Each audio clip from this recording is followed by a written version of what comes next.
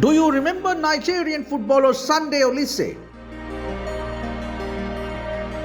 Oliseh was part of the Super Eagles team that hogged limelight during the 1994 and 1998 FIFA World Cup and had star players like Nwankwo Kanu and Okocha. Oliseh, who apart from representing Nigeria in 63 internationals, also made name in club football with teams like Ajax Amsterdam, Borussia Dortmund and Juventus. He is widely regarded as one of the best African midfielders of all time.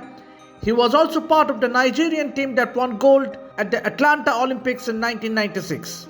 Oliseh is mostly remembered for scoring the winning goal in the group stage match against Spain in the 1998 World Cup.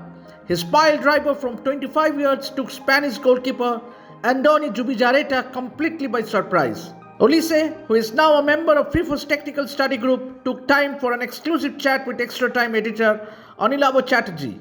The 47-year-old spoke on various topics ranging from the most talked about added time in the ongoing World Cup to the vision of Technical Study Group and his views about Indian football. Watch the interview.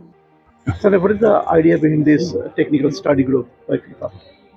It's kind of like trying to give out information that is normally not privileged to the public. And even in the past, it used to be released out to the public months after the tournament is out.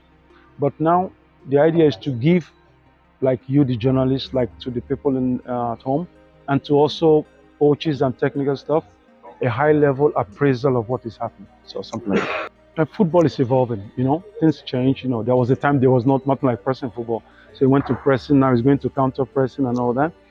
By having such events like this, by keeping this information out and explaining it to people where it happens, like some people don't even know that Spain counter presses. Now with this now, okay, it's true. This is what they do. So that way it becomes, the information goes out there and it helps the education of coaches, education of individuals and people who like football generally. Yeah. So what are your observation in the first round of matches? So what are your observation, your teams of your observation? There are so many observations we've had. In fact, it's huge, the observation we've had. But before we can share them out as being trends, it has to go over a period of time. Because it's not because something happened in one or two games, then okay, it's going to happen the whole tournament. But the observation we've had, one thing is that the players are fresher. They are fresher. They are all, even when I watch because I watch the warm-ups before the game starts, there is this freshness in it. So it's refreshing to watch. It's good. One thing that is in this World Cup, the additional time is 2 more, 5, 7, 8. So what's your team analysis regarding this additional time? The additional time, something I can't really comment too much on, because that is Mr. Colina's department. He's and Mr. Colina. It's also technical part also. It's a technical part, and that's why the one I commented earlier. That was the fact that, in my opinion, look, we now get to change 5 players. You now get to make 5 changes. Now, don't forget that each time a change is going on, time is stopping. And I don't know if you see you see it definitely. Sometimes the referee makes like this time to say, okay, take your time to go out, but I'm stopping here. So I think you should also take note of that. Now, if each team is making 5 changes, if it's 30 seconds per change, you already have 5 minutes, 6 minutes to add into the game. So what do you think about the VAR this World Cup? So far, so good. So far, so good, I think. I don't think there's really been any much drama in it. So at the moment, my opinion. But then we all have different opinions. That's why it's called VAR.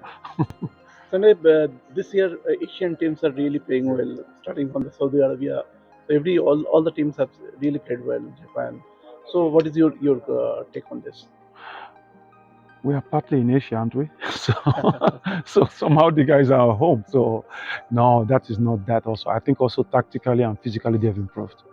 The teams have improved, when you see the physicality that the South Koreans brought to the game, when you see the physicality that the Japanese brought to the game, these Japanese were running, I think they could play 10 more minutes. They were running and sorry for the Germans, but great for the Japanese and great for the tournament also. It brought result. So don't just think the Asians are doing good because Asians want to do good. No. They are doing good because they have improved. When we'll see the Super Eagles in the world football? Oh, now you're killing me. Oh, that's a knife in my back. Well, we're going through a phase now, and it's a very sad one. But I'm very optimistic because the president of Nigeria, he included me in a committee just some months ago to try to table out what measures we need to take to like get the country back on. So we're trying, and then eventually, hopefully, we'll make it right. I hope we'll be there in 2026. So How the country like India, which is not that developed in football, so how India can get a good support from the FIFA Technical Group? well, the first thing they can do is if India should apply to FIFA itself. I think, in my opinion, to have access to technical details. One way of getting also more technical details is going through the new training center they are building up now. That is coming up. That they have, all what we're doing now is going to be on the internet. It's going to be capability to reach it, and I think as a federation they can even go more. I think. This is extra time. Extra time.